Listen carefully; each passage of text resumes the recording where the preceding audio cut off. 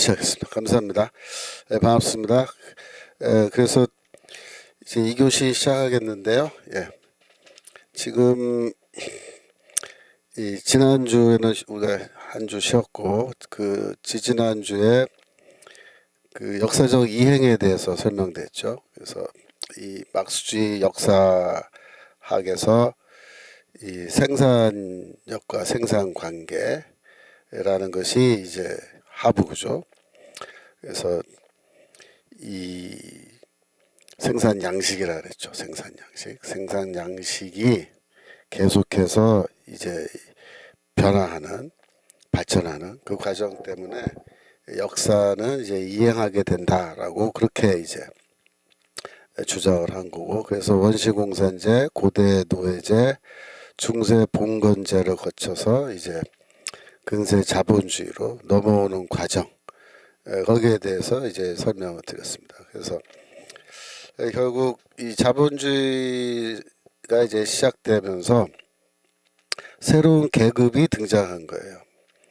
중세 봉건제는 영주와 농노라고 하는 두 개의 계급으로 나눠져 있었다면, 이제 자본주의 사회로 이제 넘어오면서 이 영주는 토지 갖고 있죠. 그래서 자본주의 사회에서 영주는 이제 귀족 계층인데 토지를 소유하고 있기 때문에 대토지 소유자로서 등장을 한 거고, 그 다음에 상인 계층이 이제 상업을 통해서 자본을 축적해서 소위 말하는 이제 부르주아 자본가 계층이 이제 등장하게 된 겁니다. 그래서 여전히 시골에서 농사짓는 그런 농민들도 있는 거고, 하지만 농촌을 떠나서 도시로 와서 이 공장에서 일을 하면서 임금을 받고 먹고 사는 노동자 계급이 새로 또 형성된 거예요. 그래서 토지를 소유하고 있는, 영어로 말하면 랜드로드라고 하죠. 랜드로드, 토지 소유자. 그 다음에 자본가, 이들이 이제 상류층이고, 농민과 노동자들이 이제 뭐 막수의 표현에 따르면 지배를 받는 피지배 계급이 된 거죠.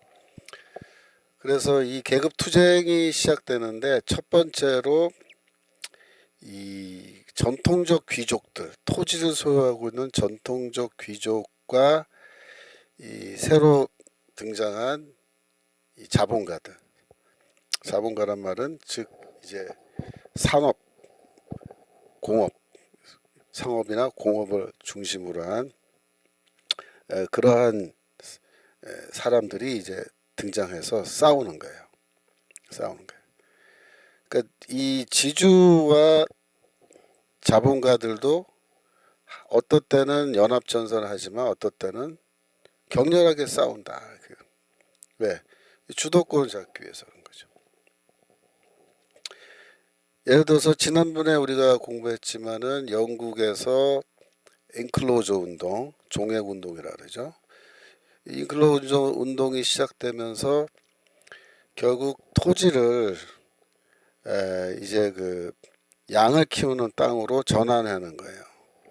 그래서 이 모직산업, 영국의 모직산업이 발전하게 되는데, 그러니까 농토가 이 변해가지고 양을 키우는 이제 초지가 된 거죠. 초지. 농지가 아니고 초지.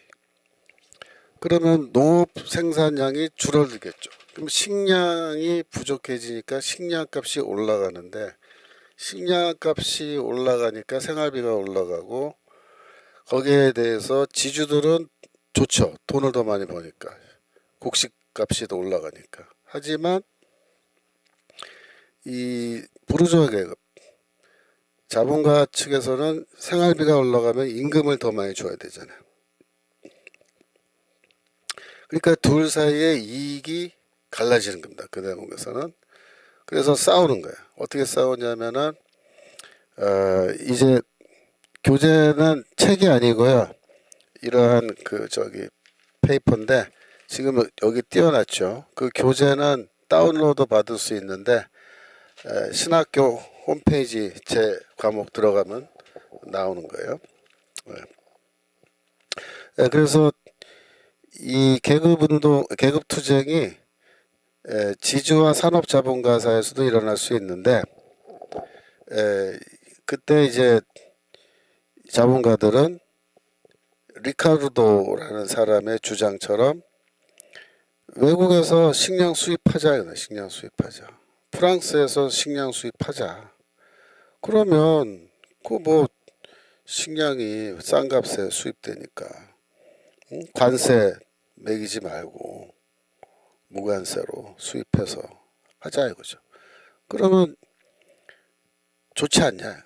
그냥 그걸 놓고 싸운 거예요. 그래서 그 관세 때문에 관세를 철폐하고 식량을 수입하는 그 문제를 놓고 영국에서 상당한 이제 싸움이 시작된 거죠. 결국 이제 의회에서도 논쟁이 벌어지고 결국 리카르도라는 경제학자가 주장한 것처럼 양국법, 그러니까 관세를 매기고 외국 농산물이 들어오지 못하게 하는 양국법을 폐지하는 그런 단계로 가서 결국은 산업자본가의 승리가 된 겁니다. 그래서 이러한 그 모습은 굉장히 그러니까 산업혁명이 일어나는 그런 시기를 전후로 해서 이 계급투쟁이 일어나는 거예요. 이 계급투쟁. 여러분들이 그 소설 중에 적과 흑이라는 소설 있는 거 아세요? 그게 적과 흑이라는 소설이 그 소설가가 누군지 한번 찾아봐 주세요. 적과 흑. 유명한 소설인데 이게 발자크였나? 그 적과 흑은 레드 앤 블랙이란 뜻이에요. 레드 앤 블랙. 예.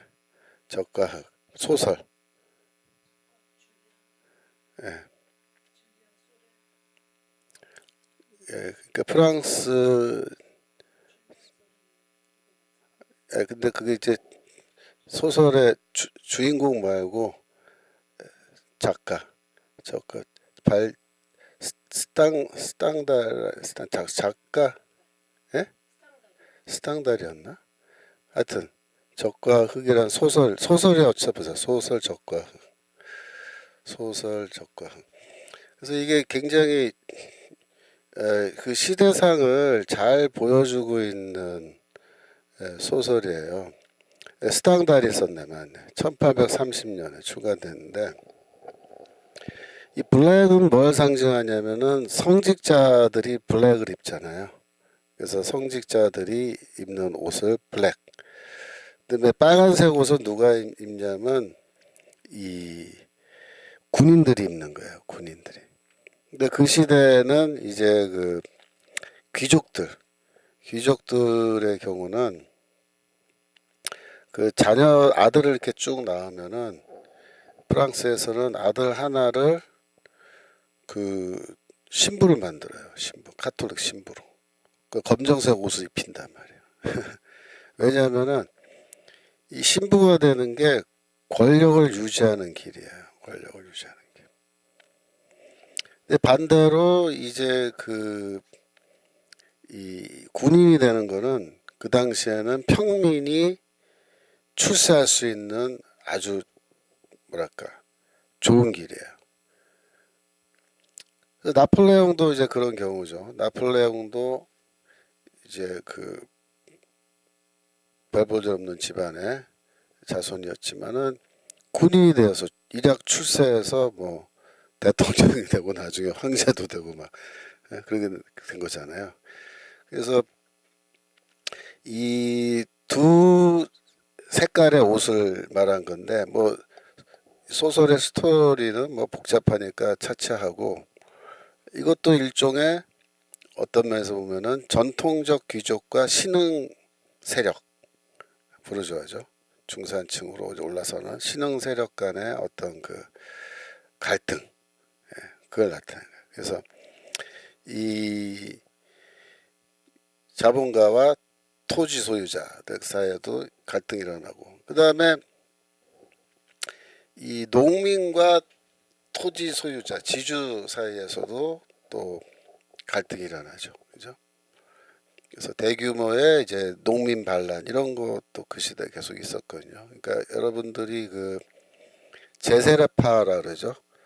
그러니까 세례를 다시 준다라 그래서 제세례파의 토마스 민저라는 독일에서 토마스 민저가 이제 그 주동이 돼가지고 농민 반란을 사실상 일으키면서 그게 종교적인 그 칼날을 띠게 되는 거죠. 그래서 제세례파 운동 이게 또 일어나는데, 이것도 다 이제 막스주의에서는 그 계급 갈등으로만 보는 거예요. 계급 갈등으로만. 우리가 제세례파 운동은 물론 그 안에 농민들과 이제 지주 사이의 어떤 갈등이나 그런 사회적 불만 이런 것이 있었지만 그것을 단순한 그 계급 투쟁으로만 보지는 않거든요. 교회사에서.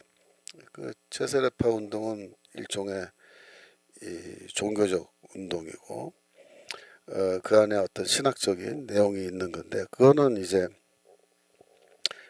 막스는 무시하는 겁니다.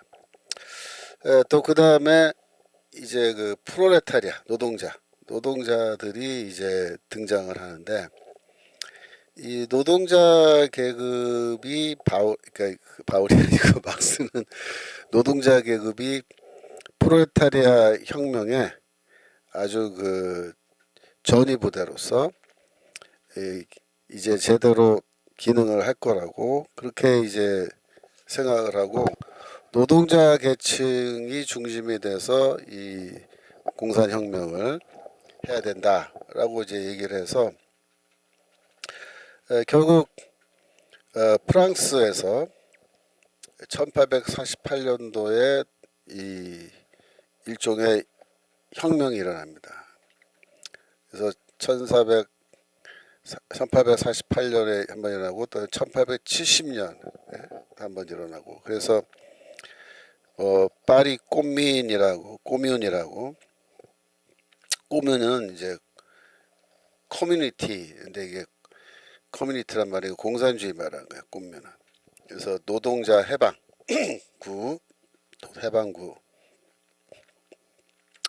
해서 이러한 그 각종 이 혁명 운동들이 발생하는데 물론 다 실패하죠. 독일에서도 뭐 일어나고, 그 다음에 20세기로 넘어와서도 계속해서 이제 러시아 혁명 후에 동유럽에서도 또 독일에서도 계속 이 공산혁명이 시도가 돼요. 근데 다 실패합니다. 그래서 이러한 그 투쟁이 일어나는데, 이런 투쟁에서 계급 투쟁에서 제일 큰 획을 그은 거는 이제 소위 말하는 시민혁명이에요. 시민혁명. 여기 제일 위에 나오죠. 투쟁에서 승리하여 시민혁명이 일어났다. 그 시민혁명이라는 거는 우리가 영국에서는 이제 폭력을 쓰지 않은, 폭력이 거의 쓰이지 않고 혁명이 일어나서 그걸 명예혁명이라 그렇게 하는데, 그거는 사실 인류 역사를 놓고 보면은 굉장히 긍정적인 어떤 역사 발전의 모델이죠. 그래서 뭐 피 흘림 많이 없이 그 근대 민주주의 시스템이 이제 서서히 자라나기 시작한 거고, 프랑스에서는 매우 폭력적인 방식으로 많은 피를 흘리면서 우여곡절을 겪고 시행착오를 겪으면서 시민혁명이 일어났는데, 결국 뭐 혁명이 다 너무나 파괴적으로 이렇게 되니까 나폴레옹이 등장해가지고 뭐 또 이 공화정을 만들고, 그 다음에 또 전쟁 나가서 이렇게 하면서 자기가 또 왕정 복고 왕도 되고 막 그러잖아요. 그러니까 이제 프랑스는 막 엎치락뒤치락 정신없이 역사가 막 흘러가는 거예요. 그래서 시민혁명 했다가 뭐 왕정복고 됐다가 뭐 공화정 했다가 또 왕정복고 됐다가 또 다시 공화정으로 갔다가 뭐 하여튼 그 프랑스란 나라는 하여튼 지금도 유럽에서 프랑스 보면 어때요? 불안불안하죠. 불안불안해 이 나라가. 거기에 비하면 우리 영국은 조금 안정적인 그런 정치를 보여주는데 여하튼 영국과 프랑스에서 시민혁명이 크게 일어나고 그 다음에는 미국의 독립전쟁이 시민혁명으로 우리가 그렇게 간주합니다. 미국에서는 독립 그 전쟁이 어떻게 일어납니까? 제가 사실 보스턴에서 좀 살아가지고 그 시민혁명의 독립전쟁 역사를 조금이라도 공부하게 되었는데 공부를 해보면 아주 재밌는 게 많아요. 근데 하여튼 좀 간단하게 설명드리면 미국의 경우에는 이제 원래 영국 식민지였잖아요. 미국이. 근데 미국이 대륙이 굉장히 큰데 이 영국에서 청교도들이 이제 건너가서 살기 시작한 곳은 이 동부 지역이에요. 동부 해안 지역에 그것도 북쪽 지역입니다. 근데 북쪽이 왜 그러냐면 영국이랑 기후가 비슷해요. 그래서 춥거든요. 근데 추운데도 거길 좋아해서 글로 가서 살아요. 저 남쪽으로 내려가면 따뜻한데도 글로 안 가고 추운데 모여서 살아요. 그래서 거길 지금도 뉴 잉글랜드라 그래요. 뉴 잉글랜드. 보스턴 같은 곳이 이제 대표적인 뉴 잉글랜드의 그 도시인데 그 보스턴 길거리에 길 이름이 이렇게 있잖아요. 또 도시 이름들이 있고. 근데 제가 그 다음에 영국에 한번 가서 봤더니 영국의 길 이름하고 도시 이름이 거의 똑같아요. 놀랐어요. 아, 그래서 뉴 잉글랜드구나. 영국에서 살던 대로 그대로 옮겨 놓고 길 이름, 도시 이름도 똑같이 해놓은 거예요. 그랬는데 그 미국 식민지로 살면서 세금을 내는 거예요, 세금. 근데 이제 그때 당시에 영국은 프랑스랑 전쟁을 했어요. 그래서 이 프랑스랑 미국 대륙에서도 전쟁을 했거든요. 그래갖고 전쟁하느라고 돈이 많이 든 거예요. 그러니까 재정이 고갈된 거예요. 그러니까 영국 정부가 재정을 어떻게 확보해요?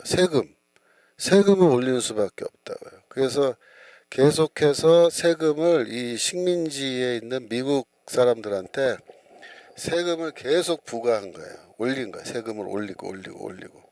그러니까 세금 올리니까 할 수 없이 세금 내고 견디어 살았는데 결정적인 게 뭐냐면 마시는 차 있죠. 차에다 세금 붙인 거예요. 근데 이 티라는 게 영국 사람들은요, 커피 안 마시고 티를 마셔요.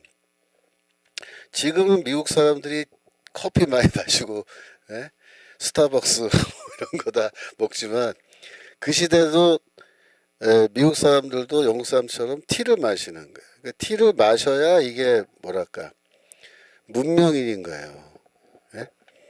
그러니까 미국 사람들도 티를 마시는데 티는 어디서 나와요? 저 인도에서 더운 나라에서 나오잖아요. 그러니까 인도에서 티를 생산해서 영국이 인도 식민지 만들어가지고 영국 사람들도 거기서 수입해서 이제 먹는데 자기들은 그냥 수입해다 먹는데 이거를 미국에다 팔 때는 비싸게 팔면서 거기다 세금까지 때린 거예요. 그러니까 미국 사람들이 참으면서 세금 냈는데 티에다가까지 세금을 딱 부과하니까 그 뚜껑이 열려버린 거예요. 폭발해버린 거예요. 근데 사실은 그때 당시에 미국 사람들이 역사가들이 연구를 해보니까 영국에서 수입하는 티를 많이 사지는 않았대요. 그러니까 어떻게 해서 했냐면 밀수를 했대, 밀수.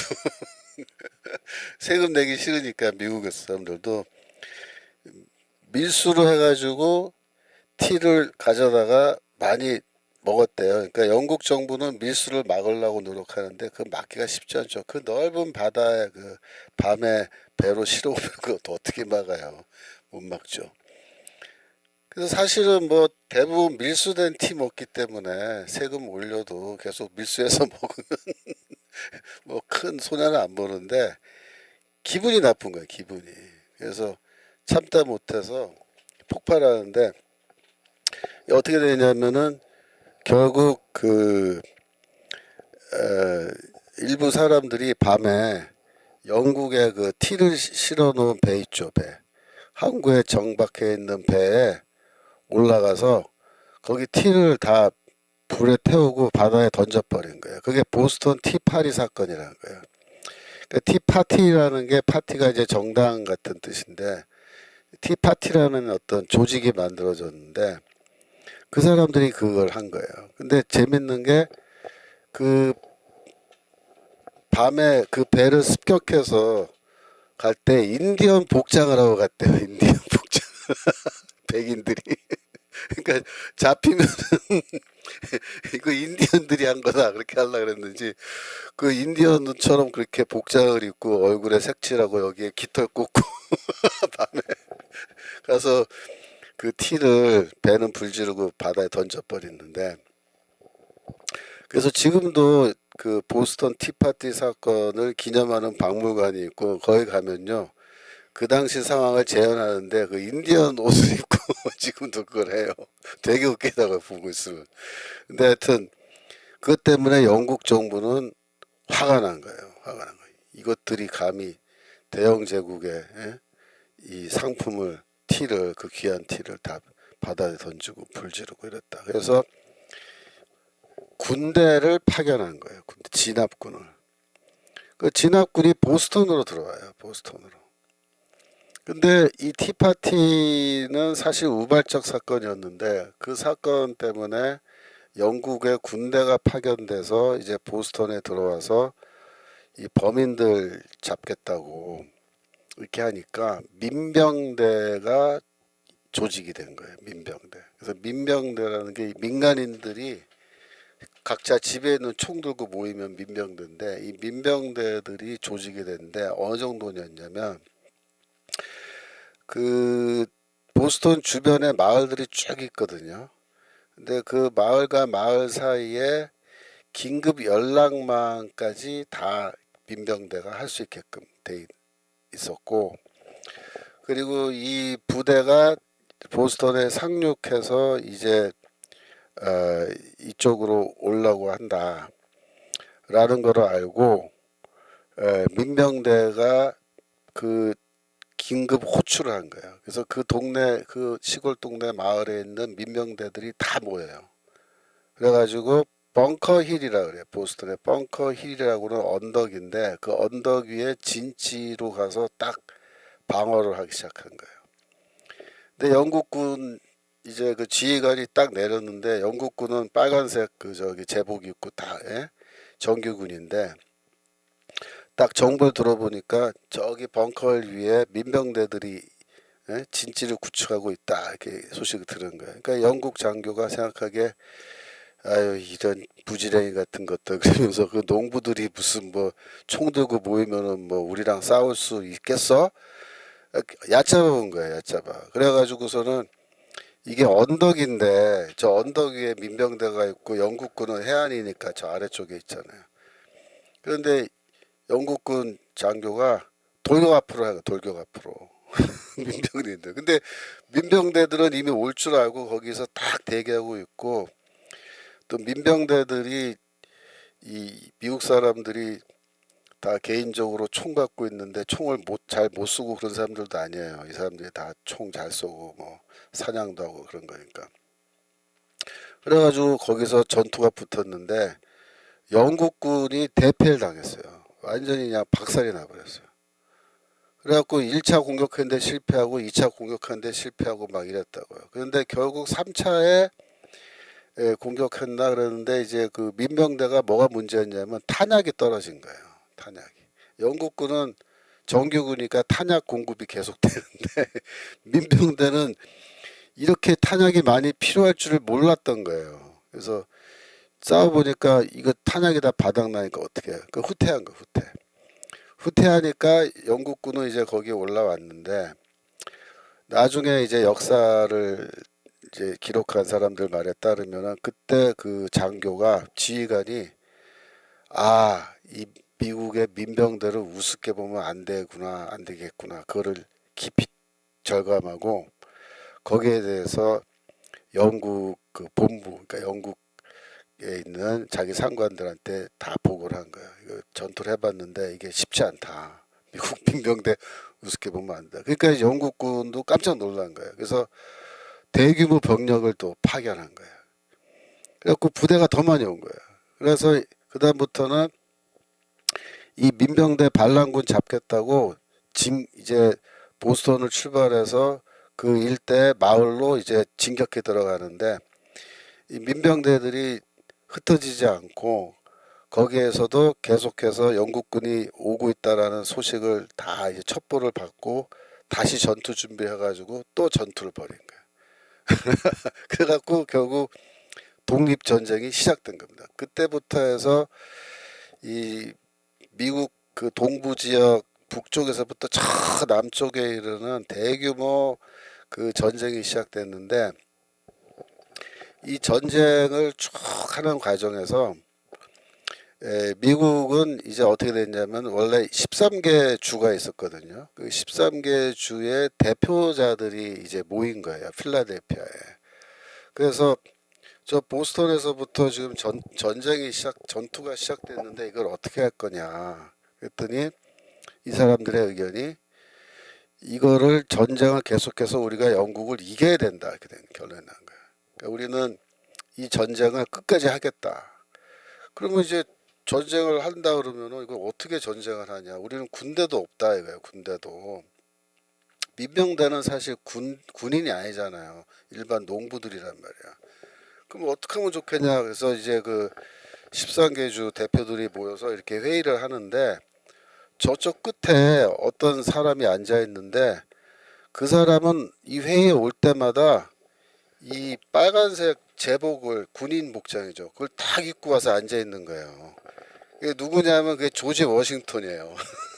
근데 조지 워싱턴이 원래 그 영국 프랑스 전쟁, 그 인디안 전쟁이라고 그러는데 영국 프랑스가 미국에 있는 인디안들이 두 패로 또 나눠져서 같은 편 먹고 이래가지고 대판 싸웠는데 그 전쟁에서 영국군 장교로 싸운 거예요. 미국 사람인데 미국 식민지니까 식민지의 출신으로서 영국군 장교로 영국 프랑스 전쟁에서 싸운 장교인 거예요. 그래갖고 이 사람은 평민복 안 입고 항상 군복 입고 거기 딱 와서 앉아 있었는데 이 전쟁을 앞으로 어떻게 할까 우리가 그러면서 되게 둘러보니까 저기 군복 입는 사람이 한 사람 앉아 있는 거예요. 그래서 여기 군인 한 분 계시네 그러면서 당신이 이 군대 지휘해서 전쟁하시오 이렇게 한 거예요. 그래갖고 조지 워싱턴이 갑자기 졸지에 이 미국 독립전쟁의 총지휘관으로 임명이 된 거예요. 근데 조지 워싱턴이라는 사람은 사실은 그 사람이 그 귀족 출신도 아니었고 약간 좀 출신은 낮았대요. 근데 첫 번째 결혼했는데 부인이 뭐 죽었나 하여튼 이혼을 해가지고 두 번째 부인과 재혼했는데 그 부인이 귀족인 거예요. 돈이 많은 여자예요. 그래갖고 이 남편한테 이 정치하라고 등떠 밀어가지고 당신은 집에서 할 일도 없고 이거 내가 다 알아서 할 테니까 당신은 가서 저기 정치하시오. 그래갖고 이제 그 주 대표로 이렇게 해가지고 거기까지 올라가서 결국 독립전쟁 미국 독립군의 총사령관이 돼가지고 하는데 그 조지 워싱턴도 처음에 고생 엄청 했어요. 전쟁 나갔는데 이게 통솔이 안 되는 거예요. 왜냐하면 이게 당나라 군대인 거예요. 명령 개통도 없고 뭐 보급도 없고 총도 뭐 제각각이고 뭐 엉망진창인 거예요. 그래서 워싱턴이 제일 힘들었던 게 뭐냐면은 이 평민들로 된 이 민병대를 정규 군대로 변화시키는 게 굉장히 힘들었어요. 그래서 훈련을 시켜야 되고 장교들을 만들어서 지휘관을 각급 부대 지휘관을 세워야 되고 그래서 하여튼 그게 제일 힘들었고 두 번째는 보급입니다. 보급. 왜냐하면 전쟁을 하는데 보급 없이 못 싸우는데 이거는 지금 미국이라는 나라는 이거 다 식민지고 자기들이 세금은 내봤지만 세금을 걷어본 경험이 없는 이런 나라인 거예요. 그래서 이 자금 부족으로 굉장히 애먹었는데 사실은 벤자민 플랭클린이라고 그러죠. 달러에 100불짜리 달러 얼굴 나온 게 벤자민 플랭클린인데 이 벤자민 플랭클린이 미국 그 독립전쟁에서 외교관으로 활동을 했어요. 그래서 어떻게 했냐면 벤자민 플랭클린이 외국에 나가서 펀드레이징을 한 겁니다. 전쟁 자금을. 그래서 전쟁 자금을 결국 누구한테서 많이 받아오냐면 프랑스에서 많이 받아와요. 프랑스에서. 왜 그렇겠어요? 프랑스가 영국하고 싸워서 졌잖아요. 그래서 그 미국 땅을 잃어버렸거든요. 원래 남쪽에 프랑스 식민지도 있었다고요. 근데 잃어버리니까 억울하잖아요. 그러니까 뒤집으려고 독립군을 지원한 거야. 그래서 프랑스 황실에서 돈을 많이 줬어요. 나중에는 프랑스 황실의 재정이 휘청거릴 정도로 돈을 대주고 두 번째로 프랑스 군대의 장교들을 파견해줘요. 그래서 미국 군대의 그 장교들을 누가 훈련하냐면 프랑스 군대의 장교들이 와서 미국 군대의 장교들을 훈련시켜서 만들어내줘요. 그리고 이 사람들이 군사 고문의 역할을 해줘. 작전 짜주고 이런 거 하는 거. 그러니까 이제 사실상 미국 독립군은 프랑스랑 연합해서 싸우는 거죠. 그래서 벤자민 플랭클린이 뭐 여러 가지 역할을 했지만 그 당시에 그걸 했습니다. 그래서 이 전쟁 초기에 필라델피아에서 그 대표들이 뭘 만드냐면 미국 독립 선언문을 만든 거예요. 그 전쟁 초기에. 그래서 미국 독립 선언문을 발표함으로써 영국한테 뭐라 했냐면 우리는 이제 더 이상 너희 식민지 안 하겠다. 우리 독립한다. 어? 너희가 무력으로 우리 독립을 막겠다. 우리는 싸워서 반드시 독립한다. 그렇게 해서 독립 선언문을 만든 거예요. 근데 이제 독립 선언문을 만들 때 이 초안을 이제 작성했단 말이에요. 그 아이고 저기 초안 만든 사람이 그 누구야 저기 미국의 그 저기 토마스 제퍼슨 그죠? 토마스 제퍼슨 아마 그 10불짜리 달러 10불짜리 달러에 얼굴 나온 게 제퍼슨 아니겠습니다. 기억에. 하여튼 토마스 제퍼슨하고 이제 몇몇 사람들이 이 초안을 만들었어요. 근데 그 독립선언문 초안을 만들어 놓고 이 대표단들이 심하게 의견이 갈라져서 굉장히 격렬한 토론을 했다라는 그런 역사가 있습니다. 왜 그러냐면은 미국 독립선언문을 보면은 어떻게 되어 있냐면 모든 인간은 이렇게 되어 있어요. 모든 인간은 이러이러한 자유와 권리를 가진다 이렇게 되어 있어요. 이러이러한 자유와 권리. 거기에 심지어 행복 추구권까지 들어가 있어요. 행복 추구권. 뭐.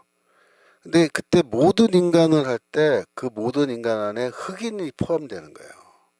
그게 문제였던 거예요. 그래서 그때 아직 그 노예 해방이 안 된 상황이거든요. 독립전쟁 때 노예 해방은 링컨 대통령 때나 와서야 나중에 노예 해방이 되는 건데 노예 제도가 있는데 남부 출신 대표들은 이 노예들을 많이 갖고 있는 면화 농장 그런 주인들도 있고 막 그런 거예요. 그래서 그쪽 주에서는 모든 인간이라고 하면 안 된다.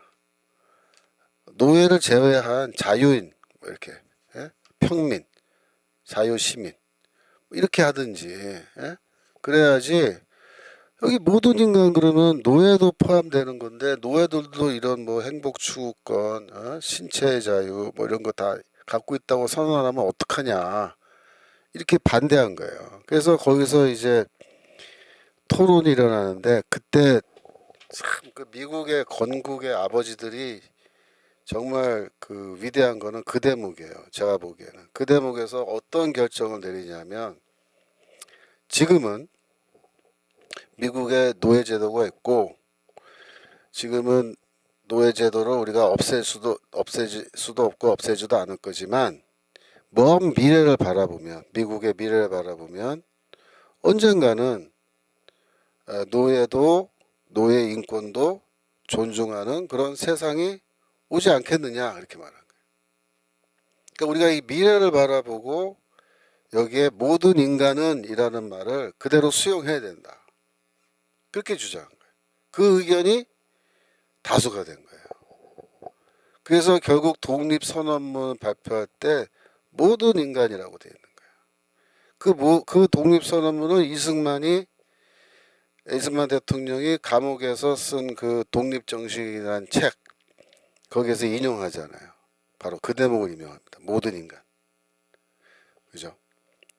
그래서 이 독립선언문은 노예 해방이 되기 전에 훨씬 전에 발표된 거지만 노예 해방을 이미 예견하고 있는 거고 먼 미국의 미래를 바라보면서 미래에는 모든 인간이 지위 고하를 막론하고 모든 인간이 동일한 자유와 권리를 지닌다 라고 선언을 해버린 거예요.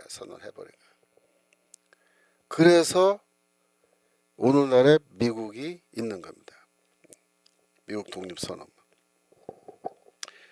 헌법도 그래서 나중에 이 독립선언문에 기초해서 미국 헌법을 만든 거예요. 전쟁 끝난 다음에. 그리고 초대 대통령은 이제 당연히 조지 워싱턴이 전쟁에서 이겼기 때문에 독립전쟁에 승리한 그걸로 해서 초대 대통령이 된 겁니다. 하여튼 그 미국의 독립전쟁이라는 걸 보면은 사실 이거는 한 나라가 식민지 상태에서 영국의 식민지 상태에서 벗어나기 위해서 독립전쟁을 한 거지만 그 독립전쟁의 과정에서 근대적 시민의식이 성장한 거예요. 그게 독립선언문이라는 미국의 독립선언문에 다 잘 나타나 있는 거고 그 시대에 미국 독립을 위해서 노력을 한 토마스 제퍼슨 벤자민 프랭클린 같은 그런 사람들이 다 그 철학자들이 일종의 철학자들. 그래서 근대 사회의 가장 중요한 가치인 자유, 그죠? 그다음에 권리, 개인의 자유와 권리죠. 어떤 권리입니까? 재산을 소유할 권리예요. 재산 소유. 그래서 이 독립전쟁이 일어나게 된 그 기본적인 그 촉발점은 세금 문제입니다. 세금을 계속 올리니까 이거는 우리 재산에 대한 침해다 이렇게 보는 거예요. 재산에 대한 침해다. 우리가 여기서 일하고 하는데 심지어 영국 의회에 미국 이 식민지 주 이를 대표하는 쉽게 말하면 국회의원은 없는 거예요. 그래서 나중에 뭐라 했냐면 대표 없이 세금 없다. 대표 없이 세금 없다. 우리의 그 식민지의 주민들의 입장을 대변하는 대표자를 영국 의회에 참여시키지 않는다면 우리는 세금을 낼 수 없다. 그렇게 주장한 거야. 미국 사람들이.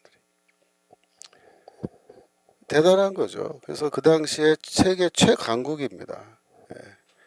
영국 상대로 해서 전쟁에서 결국은 승리한 겁니다. 근데 그 전쟁 과정에서 굉장히 하여튼 어려운 과정이 많았어요.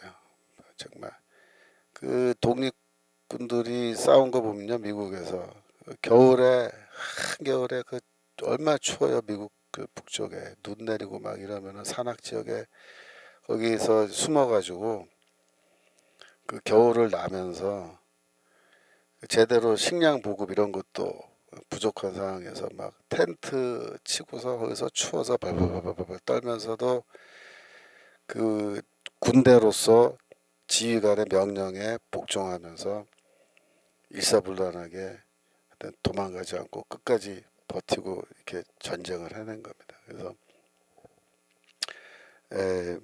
결국은 미국이 승리해서 미국이란 나라가 세워졌는데 그 나라가 결국 뭐예요? 시민혁명을 통해서 이루어진 나라보다 더 시민의식이 높고 더 민주주의적인, 예?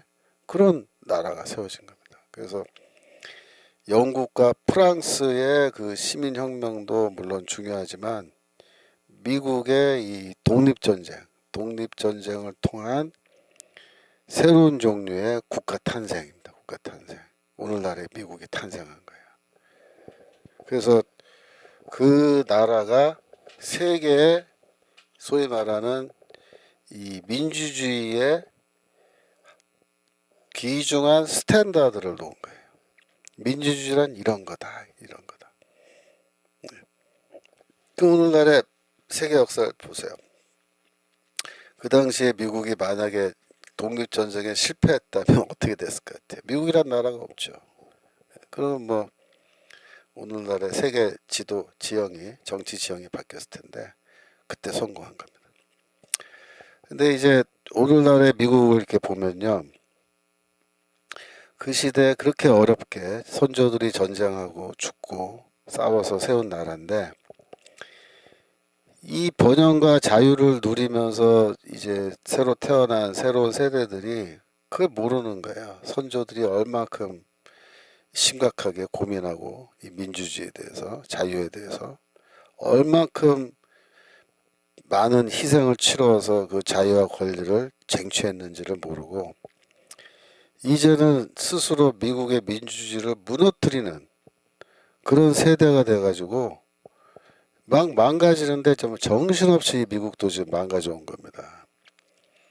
그런데 이제 트럼프 대통령이 지금 대통령 돼서 그 망가진 거를 지금 다시 좀 고치려고 애를 쓰고 있는 중인데 어제 그제 제가 뉴스 보고 쭉 했더니 트럼프 대통령이 뭐라고 선언했냐면은 부정선거 문제와 이제부터 정면으로 싸우기 시작하겠다 그렇게 선언했어요. 그러니까 아직까지 미국에서 부정선거, 그러니까 미국 트럼프 대통령이 2020년에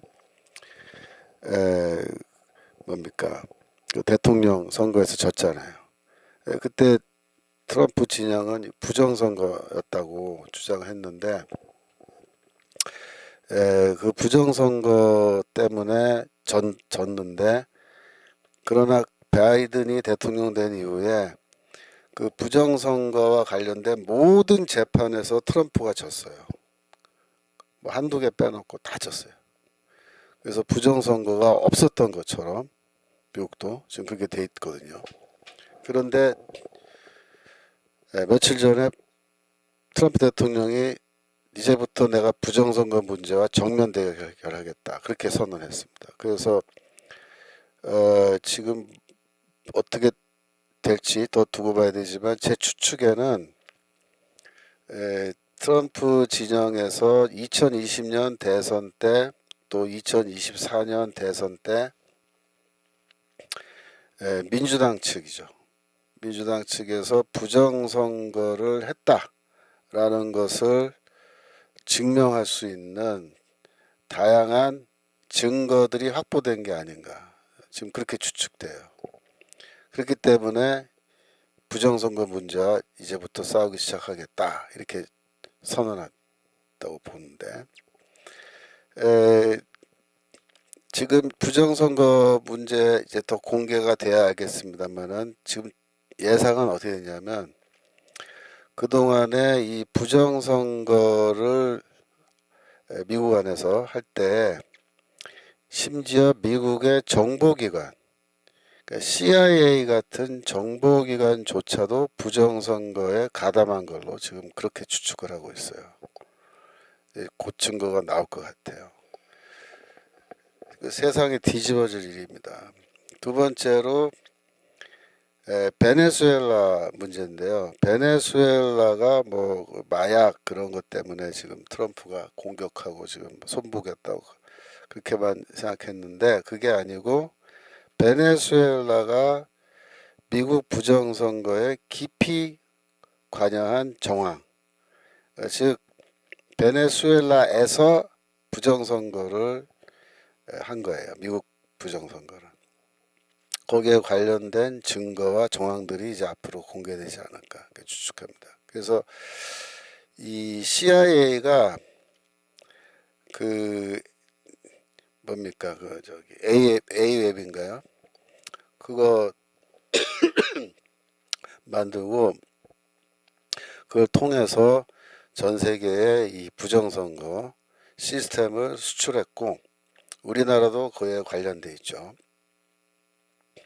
그 다음에 미국 내부의 선거에 깊이 외부 세력이 그러니까 부정선거 세력이 관여할 때 베네수엘라를 기지로 해서 그곳에서 원격적으로 이 부정선거를 한 걸로 지금 그렇게 지금 조금씩 정황이 드러나고 있어요. 그래서 이 마두로를 저걸 지금 손을 보는 거는 마약도 마약이지만은 이 마두로가 이런 부정선거에 대해서 다 알고 있는 거죠. 그리고 그 마두로 베네수엘라 뒤에는 누가 있느냐? 중국이 있는 거죠. 결국 중국이.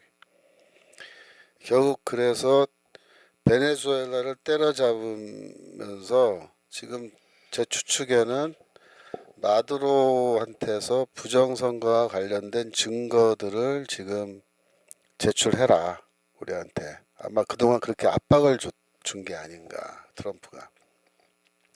그래서 마두로가 지금 살려달라고 좀 빌고 있잖아요. 그러니까 마두로가 제거되지 않고 저기에 살고 싶으면은 그동안에 제가 갖고 있었던 그 나라에서 됐던 모든 그 저기 하드웨어들, 소프트웨어, 또 데이터 이런 거를 다 이제 트럼프 진영에 넘겨야 되는데 아마 그런 게 좀 넘어온 게 아닌가. 지금 뭐 하여튼 제 추측입니다만은 트럼프가 부정선거와의 싸움을 이제부터 시작하겠다고 선언했으니까 이게 상당 기간 동안에 이 큰 이슈로 지금 계속해서 터져나올 것 같습니다. 그동안에 앱스타인 파일 때문에 공화당이 분열돼 있고 트럼프도 좀 굉장히 피곤했는데 지금 어떤 면에서는 이제 그 정세를 태세를 완전히 전환해서 지금 부정선거 문제로 터트려 갈 것 같아요. 근데 미국이 지금 이번 주가 그 땡스기빙 주간이거든요. 그러니까 이번 주말 되면은 미국은 완전 할러데이예요. 그래서 추수감사절 연휴 지나고 그 다음 주까지는 모든 관공서 다 스탑하고 다 쉽니다. 근데 아마 이제 추수감사절 끝나고 나서 12월로 넘어가면은 슬슬 부정선거 과거 2020년, 24년에 있었던 미국 내에 부정선거 문제를 터뜨릴 텐데 그게 결국은 뭐냐면은 미국의 민주주의를 다시 세우는 길인 거예요. 미국의 민주주의. 그러니까 지금 사람들이 굉장히 많이 미혹되고 속아서 잘못된 길로 미국이 왔는데 지금 미국이 거의 망할 뻔한 거예요. 만약에 24년 선거에서 카멜라, 카멜라 그 여자가 대통령 당선됐으면요.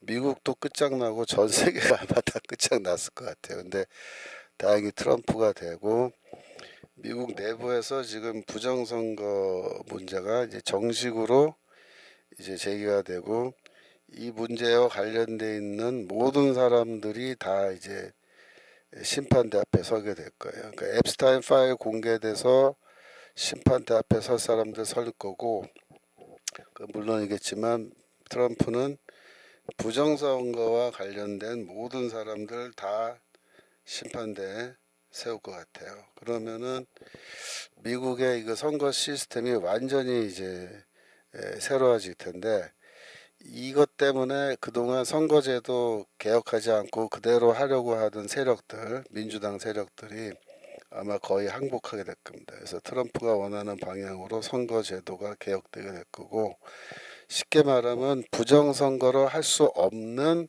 그러한 방식으로 해서 앞으로 선거가 진행되게끔 그렇게 할 겁니다. 그러면 이게 장기적으로 우리나라에도 영향을 주겠죠. 사람들이 지금 언론에서는 전혀 보도하고 있지 않지만 계속해서 문제가 터져 나오고 이제 미국 언론에서 떠들기 시작하면 우리나라 언론도 뭐 숨길 수 없죠. 그래서 미국의 선거에 대통령 선거에 부정이 있었다. 이러이러한 방식으로 부정선거했다라는 게 드러나면은 우리가 그동안 부정선거 얘기했을 때 이 좌파들이 웃긴 소리 하지 마라 음모론이라고 막 치부했잖아요.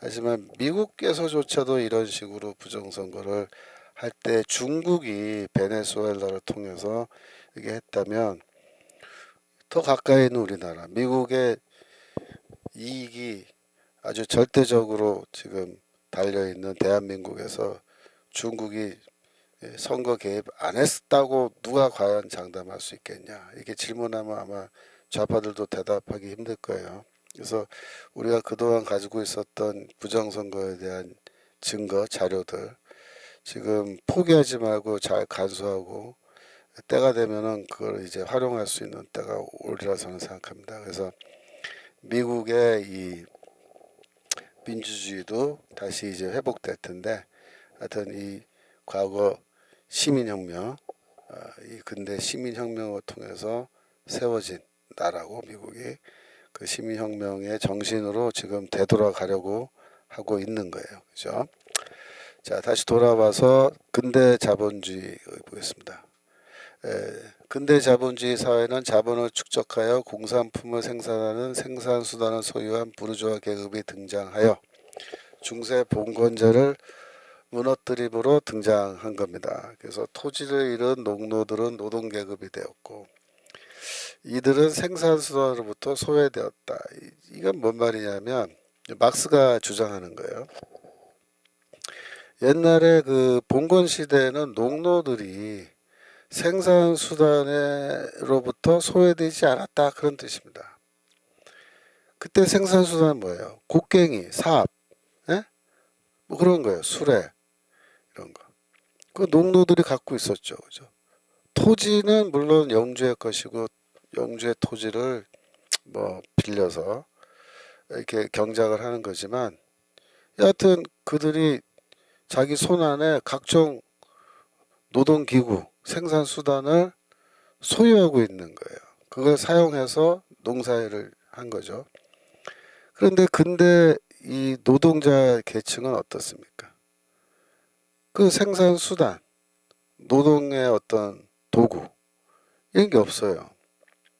물론 뭐 노동자 중에 뭐 건축 노동자가 뭐 망치를 내가 개인적으로 소유하고 있다. 뭐 그렇게 말할 수 있겠지만 지금 그런 수준에 얘기하는 게 아니고 공장 기계를 놓고 말해요. 공장 기계. 공장의 기계들이 결국은 생산 수단이고 작업 도구인 셈인데 이런 것들은 누구 거냐 이겁니다. 노동자 게 아니죠. 누구 자본가 거다. 그래서 그거를 소외라고 말해요. 그래서 이 소외라는 단어는 막스가 만들어낸 단어인데 이런 생산 수단으로부터의 소외라는 개념에서 출발했습니다. 그런데 이 소외 개념을 이 좌파들이 그러니까 네오막시즘에서 좌파들이 다양한 방식으로 소외를 라는 개념을 사용해요.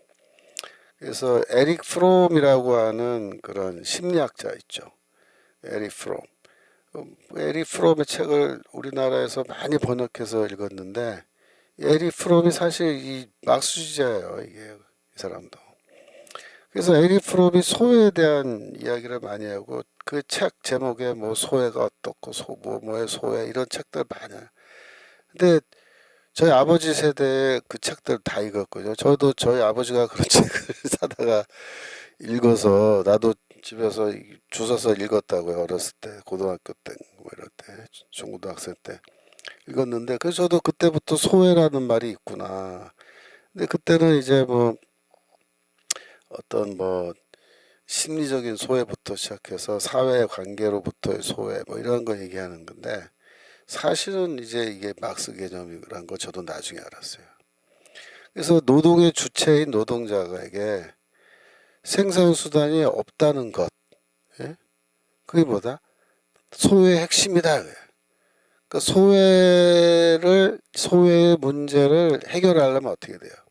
노동자가 생산수단을 자신의 소유로 만들어야 돼요. 어떻게 만들 수 있어요? 혁명. 예. 공산혁명, 프롤레타리아 혁명을 하면은 이 소외 문제가 해결되는 거예요. 생산수단, 공장, 시설 이게 다 노동자께 되는 거예요. 예. 막상 그 얘기하는 거예요. 너희가 이거 되찾아와야 된다. 이렇게. 노동자들은 노동을 팔아서 생계를 이어가야 하는데 생산수단이 없으니까 이제 팔 수 있는 건 노동력밖에 없다는 거죠. 노동력의 가치는 어떻게 측정되느냐 이 질문입니다. 노동력의 가치. 막스는 노동력의 가치는 이렇게 측정된다. 어떻게? 노동자가 하루 노동을 하잖아요. 그러면은 노동력이 소진되고 없어져요. 그러니까 아침에 일어나면 내가 힘이 있죠. 일터에 나가서 하루 종일 일하고 나면 지치죠. 노동력이 소진돼서 더 이상 일하라고 해도 못해요. 그럼 집에 들어와서 어떻게 됩니까? 노동력을 회복해야 돼요. 노동력을 회복하는 거를 노동력을 재생산한다 이렇게 말해요. 노동력을 재생산하려면 비용이 들죠. 예를 들어서 먹어야 되고 입어야 되고 쉬고 자야 되잖아요. 그러면 그 모든 비용이 들잖아요. 그러면 노동력을 재생산하는데 필요한 비용, 노동력을 재생산하는데 필요한 비용, 그것이 곧 뭐냐? 하루치의 노동력의 가치다 이렇게 말해요. 노동의 가치다. 예를 들어서 뭐 우리가 그 돈으로 다 계산하는 게 어렵겠지만 뭐 하루 세 끼는 먹는다 그러면 노동력을 회복하기 위해서 세 끼 식비 얼마입니까? 뭐 한 끼에 뭐 10,000원이라 그러면은 30,000원 그죠? 뭐 이런 식으로 해서 뭐 자기 집이 있으면 돈 안 내고 자기가 그렇지만 만약에 방을 빌려서 잔다 그러면 한 달에 얼마 방비가 들잖아요. 그러면 하루에 얼마 딱 계산 떨어지잖아요. 그죠? 그다음에 1년에 내가 옷 사입을 때 드는 돈 그거를 12로 나누면은 한 달에 얼마 딱 나오잖아요. 30으로 나누면은 하루에 얼마 나오잖아요. 뭐 그런 식으로 하는 거예요. 병원도 가야 되고 뭐 문화생활도 조금 한다 그러면 그것도 비용이고 그죠? 여러 가지 비용들 다 넣는 거예요. 그래서 이 노동력을 돈 가치로 환산할 수 있다. 그 얘기입니다. 환산할 수 있다. 그래서 이 노동자가 하루에 노동함으로써 그가 갖고 있는 노동력을 소진하는데 이것을 회복하기 위해서 받는 게 뭐냐면 임금이다. 이렇게 임금이다. 임금. 그래서 막스는 이 자본가들이 노동자에게 임금을 줄 때 딱 그 노동력을 회복하는데 필요한 만큼만 임금을 준다. 그렇게 주장을 해요. 그 이상 많이 주면은 이 노동자들이 돈이 많아지면 물론 좋겠지만 저축도 하고. 근데 막스는 그렇게 설명 안 합니다. 저축 그런 거 못하게 한다. 왜? 그래야 계속해서 노동할 수 있게 만들 수 있기 때문이다. 그렇게 주장하면서 그래서 그 다음에 4번 잉여 가치와 착취론으로 이제 넘어가는 건데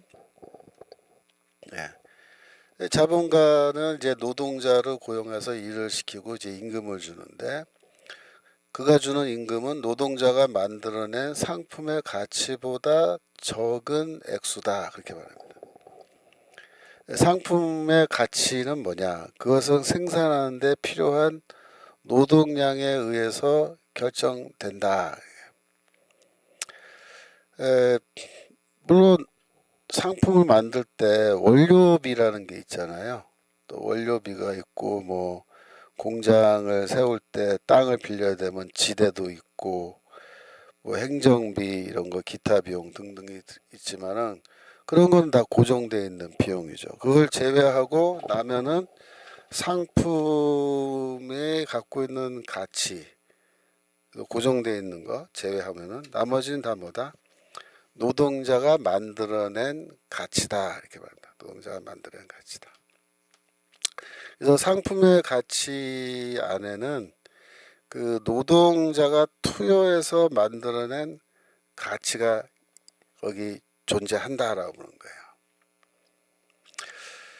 예를 들어서 노동자가 8시간 노동했어요. 8시간 노동했으니까 뭐 1시간에 10,000원씩 한다면은 80,000원의 가치를 생산했다 이거예요. 80,000원의 가치를. 근데 임금은 50,000원을 받는다고 할 것 같으면은 30,000원은 뭐예요? 그거는 잉여 가치라는 거예요. 잉여 가치. 잉여 가치. 그래서 이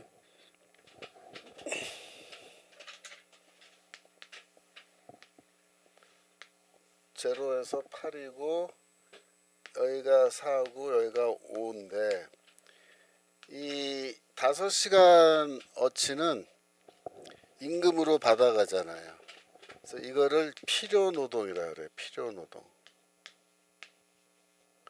이거는 임금을 받기 위해서 뭐 하여튼 5시간 일한다. 근데 여기 3시간은 뭐냐면 잉여노동. 잉여노동은 뭐냐? 잉여노동은 일을 했는데 내가 임금으로 받아가지 못하는 그런 가치를 생산해낸 노동을 잉여노동이라는 거예요. 그러니까 이 8시간 동안 가치 생산을 했어요. 그 가치는 상품에 다 반영돼 있어요. 그런데 나는 50,000원만 받아. 그러면 나머지 30,000원의 가치, 잉여 가치는 누가 가져간다? 자본가가 가져간다. 그래서 이 잉여 노동이 만들어낸 가치를 잉여 가치라 그래요. 잉여 가치는 원래 노동자의 수고로 만들어졌기 때문에 노동자의 것이어야 한다 그래요. 근데 이 잉여 가치를 다 노동자에게 줘버리면 자본가는 뭐가 남아요? 한 푼도 안 남아요. 근데 사실 그래서 잉여 가치가 뭐냐면 이윤이거든요. 이윤. 좀 더 내려주세요. 이윤인데 막스의 말투는 뭐냐면은 그 이윤을 왜 가져가냐 그거예요. 이윤을 왜 가져가냐 네가. 이거 저기 응? 노동자가 만들어낸 건데 이거 노동자가 가져가야 되는 게 맞다. 그렇게 말하는 거예요. 그래서 착취가 뭐냐면 잉여 가치를 노동자에게 주지 않고 자본가가 가져가는 거를 착취라고 부르는 거예요. 그래서 우리는 착취 없는 세상에서 살고 싶다. 그러고 이렇게 노조들이 막 파업할 때 그 뭐 플랜카드 걸고 하잖아요. 착취 없는 세상? 그러면 자본가는 이윤이 제로인 세상? 그러면 누가 공장 지어서 상품 생산하냐 이거예요. 아무도 안 하죠. 아무도 안 해요. 물론 적정 이윤이라는 것이 있어서 그 이윤이라는 게 뭐 진짜 도를 지나치면 안 되겠지만 그래도 이 모든 땅을 빌리고 공장 설비를 하고 이거를 운영하고 판매하고 재무 관리를 하고 해서 이 돈을 버는 주체는 결국 기업이라고요. 기업. 그 기업은 이윤을 위해서 존재하는 거지 무슨 자선 사업을 위해서 기업이 존재하지 않아요. 그 기업이라는 게 뭐 잉여 가치를 뺏어가고 착취를 하니까 다 없애버려야 된다. 다 해체해야 된다. 재벌 해체하자. 해체해서 어떻게 할 건데? 그러면 일자리 다 없어지는 거예요. 일자리 다 없어져. 그리고서는 아니면은 뭐 이거 공산혁명에서 국가 소유를 해갖고 모든 기업은 국유화하고 정부가 이거를 운영하게 하자. 그러면 착취가 없는 세상이 와요? 제가 지난번 말씀드렸죠. 더 많이 착취한다고 공산사회가 되면 러시아가 소련이 그렇게 했죠. 미국보다 더 착취했단 말 기억나세요? 그게 되는 거예요. 안 돼요. 그래서 노동자는 자신의 노동력에서 창출된 가치보다 적은 임금을 받고 자본가는 이윤의 가치를 이윤의 형태로 얻어 수익을 얻는 건데, 막스는 그래서 이 세상에 공정한 임금이란 게 없다는 거예요. 공정한 임금은 뭐예요? 잉여 가치를 몽땅 다 노동자에게 줘야 그게 공정한 임금이 되는 거예요. 그래서 이 착취 이론이란 거는 한마디로 말하면은 이거 뭐 완전히 배째는 거예요. 예? 어떡하자는 거예요. 공정한 임금? 그 다 이와 같이 다 주고 나면 기업가는 이윤이 제로인 상태? 그게 무슨 공정이야. 무슨 공정. 공정하지 않죠. 그것도 역시. 그래서 이 잉여가치설, 착취 이론이라는 거는 굉장히 일방적인 주장에 불과한 거예요. 에, 노동자는 노동하지 않으면 생존할 수 없죠. 그래서 강제하지 않아도 자발적으로 노동시장에 나와서 노동을 상품으로 옵니다. 상품이 아니고 노동을 상품으로 팔 수밖에 없습니다. 그래서 막스는 자본주의는 처음부터 끝까지 끊임없이 노동자를 착취하는 그러한 시스템이다 이렇게 얘기하는 거예요.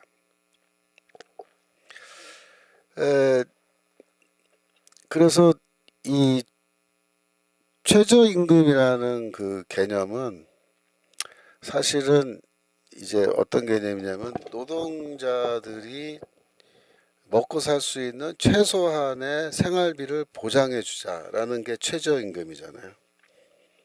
그러니까 최저임금이라는 그 개념이 사실은 여기서 나온 거예요. 그러니까 이 노동력을 재생산에 필요한 비용을 주자는 거죠. 그래서 한 시간에 뭐 얼마 이렇게 돼 있는데, 그 최저임금이라는 거는요, 미국에서도 지역마다 다 틀려요. 최저임금이. 예를 들면은 그 맥도날드 있죠. 맥도날드에서 아르바이트하는 학생들이 받는 비용을 기준으로 해서 살펴봐도 동네마다 그 액수가 틀려요. 그러니까 저기 그 뉴욕이나 이런 동네 번화한 생활비 비싼 동네는요, 맥도날드에서 알바하는 학생한테도 시간당 10몇 불씩 줘야 돼요. 15불 뭐 이렇게 막 줘야 된다고. 그래야 그게 일자리 와서 일하려고 그러지. 안 그러면 일을 안 해요.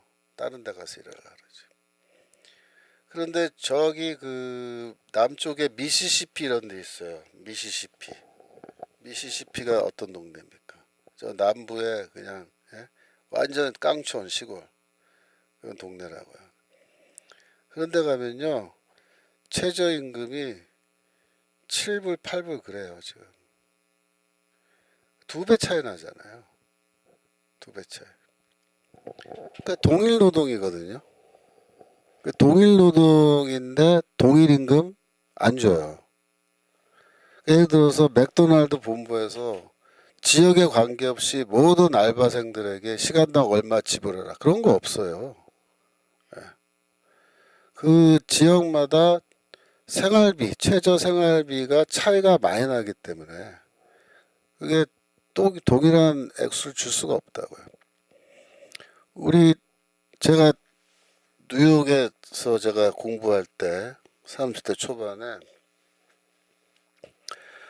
진짜 물가가 비쌌어요. 그러니까 치약 하나가 막 5불 막 그렇게 해요. 원래 미국이 치약이 그렇게 안 비싼데 뉴욕은요 치약이 하여튼 다 비싸요. 그래서 거기서 이렇게 살다가 그 다음에 이제 캘리포니아로 갔단 말이에요. LA에. 치약이 1불이야 1불. 어이가 없더라고요. 제가 모든 물건이 다 그래요. 뭐 과일이고 뭐 말할 거 없이 다 싸요. 그쪽 가면. 비싼 동네는 비싸고 싼 동네는 싼 거예요. 그러니까 동일 노동 동일 임금 그런 게 사실 말이 안 됩니다. 그리고 최저임금을 지금 계속해서 올려놓은 결과 뭐, 우리 체험하잖아요, 그죠? 우리 그 제가 사는 그 동네 1층에 아파트 밑에 1층에 그 저기 편의점 있거든요. 옛날에 그 편의점이요 주인이 알바상 데리고 이렇게 운영했거든요. 근데 문재인이가 최저임금 딱 올리고 나서 그 다음부터 알바생들이 사라지고 그 자기 와이프 그 집 와이프가 나와서 앉아 있는 거예요. 딱 보면 알잖아요. 알바생인지 여주인인지. 그리고 옛날에는 뭐 저기 주인이 그렇게 하루 종일 앉아 있고 잘 못 보는데 뭐 하여튼 부인이랑 교대로 하루 종일 앉아 있고 막 그래요. 8시간씩.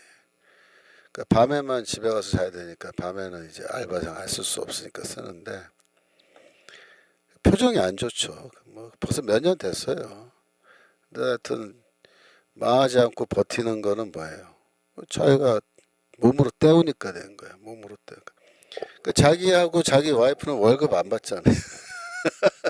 그러니까 버티는 거지. 저 지금 자기들 노동 시간 투입한 걸로 해서 수익률 계산해 보면요. 저거 사실 흑자 내기 쉽지 않죠. 다 편의점들. 하지만 지금 울며 겨자 먹기로 가맹점에 계약이 걸려 있으니까 중간에 그만두면 다 벌금 내고 나와야 되니까 벌금 못 내고 울며 겨자 먹기로 버티고 있는 거예요. 하여튼 지금 다들 힘들죠. 그죠? 지역마다 커피값도 다른 거 당연하죠. 다르죠. 한국도 커피값 지역마다 다르잖아요. 예. 자, 다시 돌아와서 4페이지로 넘어가겠습니다.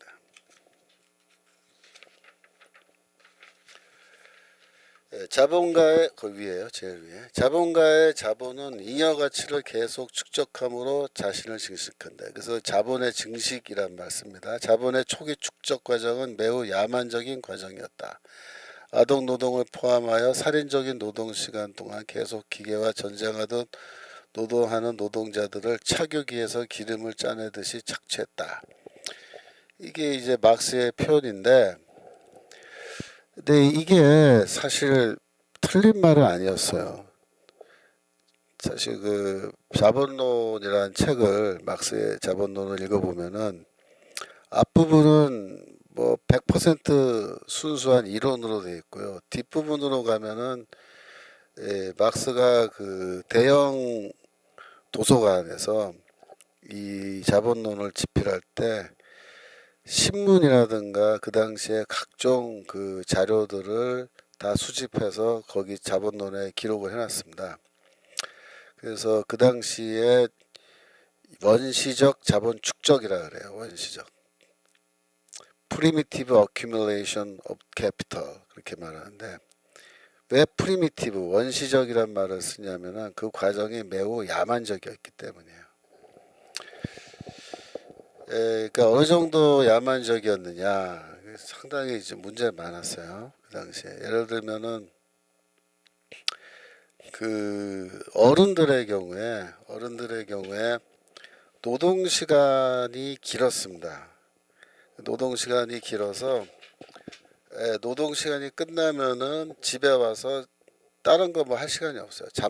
밥 먹고 잠만 자고 일어나면 또 출근하고 그렇게 해야 되는데 그 잠을 자는 것도 그러니까는 집이 없고 또 방을 렌트해서 이제 월세로 이렇게 잠을 자면 좋은데 그것도 비싼 거예요.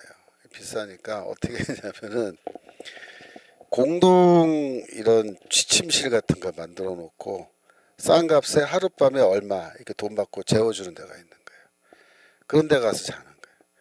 그런 데서 자는데 그 잠자리를 이렇게 이제 만들어 놨는데 쉽게 말하면은 그 비위생적이고 좁고 그죠? 그런 잠자리가 침대들을 쫙 이렇게 만들어 놓고 자는 거예요. 근데 이제 A라는 사람이 잠을 자고 일어나서 나가면은 그 다음 사람이 바로 들어와서 또 들어 누워요. 그러니까 그 잠자리 숙소를 운영하는 사람은 거의 24시간 쉬지 않고 고객들이 와서 잠을 자고 나가니까 뭐 돈을 벌겠죠. 하지만은 이 노동자들은 뭐 밤샘 근무로 교대로 기계가 맞게 돌아가기 때문에 어떤 사람은 와서 자고 나가면은 바로 그 자리에 그 다음 사람이 나서 들어누워서 또 자는 그 막스의 표현에 따르면은 그 침대가 식을 시간이 없었다. 계속해서 뜨뜻뜨다 그렇게 얘기해요. 그러니까 막스가 독서를 많이 이제 얘기하는데 자본론을 읽다 보면 어떨 때는 웃음이 나올 정도로 아주 그 독서를 많이 쏟아내죠. 두 번째로 또 어떤 일이 있냐면 남자만 나가서 일을 하는 게 아니고 이 여자도 나가서 일을 해요. 그러니까 애가 있는데 애가 있어도 이제 나가서 일을 해야 되는 그런 상황인 거죠. 그러면은 애를 어떻게 하겠어요? 맡겨야 돼요. 맡겨야 돼. 그 애들 맡기는 데가 있는 거야. 타가소라 그래서. 그래서 출근할 때 애를 맡기고 이제 나가면은 어린아이라는 거는 뭐예요? 울잖아요. 애기들은. 그러니까 눕혀놓으면은 뭐 달라고 울고 뭐 달라고 울고 막 그러잖아요. 근데 그 시대에 애를 울리지, 그러니까 우는 게 시끄럽고 귀찮으니까 울지 않게 하려고 이 애기들 입술에 이런 하얀 가루를 탁 발라주는 거예요. 그럼 애들이 울다가도 골아 떨어지는 거예요. 근데 그게 뭐냐면요. 오늘날로 말하면 마약이에요. 그게 코케인 같은 거. 근데 그 시대는 마약이란 개념이 없어요. 마약이란 개념. 여러분들이 그 코카콜라라는 것도 원래 코카 나무 잎에서 추출한 그 원료를 가지고 이게 만드는데 이게 이제 코케인이 마약이잖아요. 근데 이제 그 처음에 사실 이 코케인을 마약으로 분리되기 전에는요. 이게 마약이란 개념이 없으니까 이거를 사람들이 막 그 음료수로 만들어서 팔았어요. 예전에. 그래가지고 이 바카스 같은 이런 병인데 이거 먹으면은 에너지가 많이 난다. 막 이래가지고 그런 그 마약 성분이 들은 건데 그런 걸 넣어서 막 팔았다고요. 그런 게 1950년대 미국까지도 그랬어요. 근데 나중에 알고 보니까 이게 중독성이 있고 장기적으로 인체에 유해한 거라는 걸 나중에 발견해서 그때부터 이런 것을 이런 물질을 뭐 정신성 마약 물질 뭐 우리말로 하면 그런 걸로 분류를 해가지고 법을 만들어서 유통 못하게 법으로 금지시키는 건데 그 시대는 그런 게 없다고요. 그러니까 그냥 어떤 가루인데 싼 값에 살 수 있는데 애들 울 때 입에 이렇게 발라주면은 애들이 안 운다. 그래갖고 그거를 막 발라준 거예요. 그래갖고 애들이 전부 다 어린 나이에 뭐가 됐어요. 마약 중독자가 되는 그런 일까지 벌어진 겁니다. 그래서 막스가 프리미티브 원시적 자본 축적이라 그러는데 그때는 매우 비인간적이고 야만적인 방식으로 자본 축적이 이루어졌다라고 비판하는데 그거는 사실 역사적으로는 사실입니다. 그거는 우리가 그거를 뭐 역사 자체를 우리가 부정할 수는 없어요. 그러니까 자본이 처음 자본주의가 시작되고 초기에 자본 축적이 일어나던 그런 과정에서는 매우 비인간적인 그런 행태들이 일어난 거예요. 그때는 그런 거를 규제할 법도 없었고 그런 걸 규제해야 된다라는 사람들의 목소리도 작았던 거죠. 그러나 그런 시대를 거치면서 이제 자본 축적이 일어나고 어느 시기가 되면은 그런 법의 그런 야만적인 그런 자본가들의 어떤 횡포라 그러죠. 횡포를 막아내 좀 제한하기 위해서 법들이 만들어져요. 법이. 예를 들면은 이 노동 시간 최고 노동 시간은 몇 시간으로 한다라는 그런 제도가 나오고 그다음에 아동들도 이제 그 노동 시키는데 아동 노동이라 그러거든요. 어린아이들 학교 안 보내고. 근데 그 아동 노동을 금지시켜요. 아동 노동. 그러니까 이 자본주의라는 게 그런 야만적인 상태에서 지금까지 계속 야만적으로 하는 게 아니에요. 그러니까 자본주의 초기에 그 자본 축적이 덜 돼 있는 시대에 어떤 법적인 규제 없이 자본가들이 자본을 막 이렇게 빠른 시간 안에 축적하기 위해서 굉장히 비인간적인 우리가 지금 와서 돌이켜보면 그런 일들을 영국에서 했는데 그러나 영국에서부터 이제 그런 문제를 인식하고 이건 개선해야 된다라고 해서 근대적인 노동법들이 이제 만들어지기 시작한 겁니다. 그 노동자들의 그 권익 혹은 인권을 보호하기 위해서 그런 여러 법들이 만들어져요. 그래서 지금은 이미 그런 법들이 너무 잘 만들어졌죠. 잘 만들어졌죠. 지금은 충분히 만들어져 있습니다. 근데 지금 그런데 우리나라는 어떻게 돼요? 노랑봉투법. 예? 뭐예요? 이거는 노동자들의 권익을 이미 충분히 보장하는 법들이 있음에도 불구하고 이제는 자본가들의 정상적인 기업 활동조차 못하게 막는 그런 법을 만들기 시작한 거예요. 이거는 잘못된 겁니다. 그러니까 이게 이 시계추가 좌우로 흔들리잖아요. 그러니까 왼쪽으로 갔다 오른쪽으로 갔다 계속 흔들리는데 물론 역사를 놓고 보면 어느 시점에서는 자본가들이 노동자들을 지나치게 착취하고 그러한 비인간적인 노동 현장이란 것이 만들어지는 거예요. 그러니까 우리나라도 사실 60년대, 70년대에 경제 개발 과정에서 노동자들이 공장에서 받은 처우 그거를 지금 되돌이켜 보면요.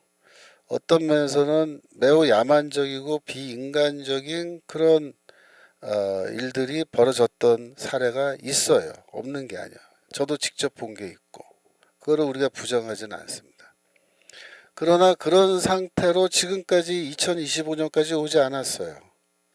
매우 빠른 속도로 그런 문제들을 개선하기 위해서 다방면의 노력이 있었고 그래서 지금은 대부분의 노동자들의 처우 이런 거는 매우 많이 향상되어 있습니다. 쉽게 말하면 노동자들이 먹는 식사만 기준으로 해도 얘기해도 그때와 지금은 천지차이에요. 그 다음에 그들이 받는 월급 그걸로 다 최저 수준의 생활이 아니고 그래도 웬만큼 생활할 수 있게끔 다 돼 있고 지금 그래서 많이 개선돼 있고 오늘날에는 누가 아동 노동 합니까? 그런 거 없잖아요. 출산휴가 다 주고 뭐 애들 키우는 것도 다 키울 수 있게끔 해주고 하는 거죠. 그러니까 지금 우리나라의 현재 상황은 또 전 세계적으로 보면은 이미 노동자들의 인권이라든가 노동자들의 권익은 상당 부분 보장되고 확대되는 그런 역사를 경험했고 그래서 기업 활동이 그만큼 제약을 많이 받고 규제를 많이 받은 거야 기업가들은. 근데 그것도 이제 정도껏 해야 되는데 지금 이렇게 노랑봉투법까지 딱 가고 나니까 이제는 뭐예요? 회사가 다 떠나기 시작하잖아요 대한민국에서. 그러면 어떻게 되겠습니까? 이게 뭐 이제는 끝장나는 거예요. 그럼 노동자의 권익도 필요 없어요. 알아서 그냥 빌어먹고 살든지 알아서 하는 거예요. 이제는 진짜. 예. 그러면 안 되잖아요. 그러니까 이 근대 자본주의가 발전해온 그런 과정을 놓고 보면은 우여곡절이 있고 역사에는 반드시 뭐 모든 좋은 일만 일어났던 건 아니에요. 그러나 시간이 흐르면서 문제가 많이 개선되고 그래서 그나마 문명사회로 지금까지 이렇게 온 겁니다. 지금은 어린아이들 공장 가서 일하는 거 없잖아요. 옛날에는 농촌에서 애들도 다 일하고 그랬어요. 지금도 아프리카나 저기 중남미에서는 어린아이들이 일을 하는 데가 있어요. 커피만 해도 어떤 커피는 먹으면 안 된다. 그런 운동 하잖아요. 왜 그래요? 그 커피 생산할 때 아동 노동을 썼다는 거예요. 그 지역에서. 그래서 그 커피는 구매하지 말자. 이런 운동을 지금도 하잖아요. 그러면 뒤져서 말하면 뭐예요? 아직까지 세계 곳곳에서는 아동 노동을 활용해서 이 물건 만드는 그런 공장들이 돌아간다 이거예요. 그거는 안 된다 이거잖아요. 우리나라 대한민국은 그런 현실은 오래전에 없어졌습니다. 예, 오래전에. 우리는 뭐 처음부터 그 아동 노동 그런 거 많이 하지도 않았죠. 그죠? 그래서 지금 이러한 그 자본주의 비판 막스의 이런 거는 한편으로 우리가 그 시대 역사 막스 시대를 보면은 이해가 되는데 그러나 오늘날의 우리 대한민국 상황 놓고 보면 이건 현실에 맞지 않는 얘기입니다. 이미 지나간 과거 얘기고 그래서 이거를 우리가 잘 이해를 해야 되겠어요. 그래서 오늘은 일단 여기까지 하고요. 다음 주에 또 이어서 계속해서 강의하도록 하겠습니다. 제가 기도하고 마치도록 하겠습니다. 하나님 아버지 감사합니다. 이 어려운 시기에 저희가 그래도 청교도 신학원을 하나님께서 세워주셔서 이곳을 통하여서 하나님의 말씀, 영적 양식을 잘 공급받고 또한 이 세상에 혼란스러운 세상에 이 문제들이 왜 발생하며 어떻게 해결하면 좋을 것인지를 또한 이렇게 이론적으로 학문적으로 또 현실적으로 토론하고 배우게 하시면 감사합니다. 이 어려운 시절에 제가 끝까지 이 인내하면서 나아가게 하시고 하나님의 말씀 가운데서 항상 승리하는 삶으로 저희 모두를 인도하여 주시옵소서. 감사드리며 예수 그리스도 이름으로 기도합니다. 아멘. 네, 수고하셨습니다. 다음 주에 또 뵙겠습니다.